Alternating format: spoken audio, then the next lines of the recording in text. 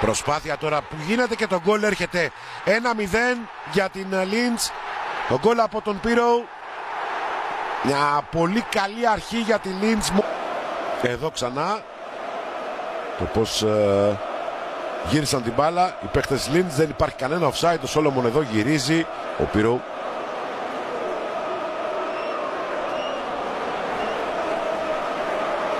Το βλέπετε εδώ. Πρώτη τελική λοιπόν στο στόχο. Πρώτη επίθεση. Ψυχολογικό αβαντάζ όπως λέμε. Και εδώ ξανά στην επίθεση Πύρο.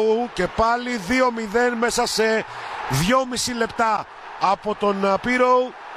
Βρίσκει και πάλι δίχτυα.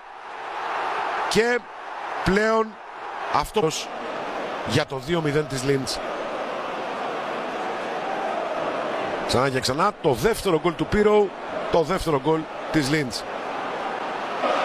Και να δούμε λοιπόν που θα σταματήσει η Linz απόψε.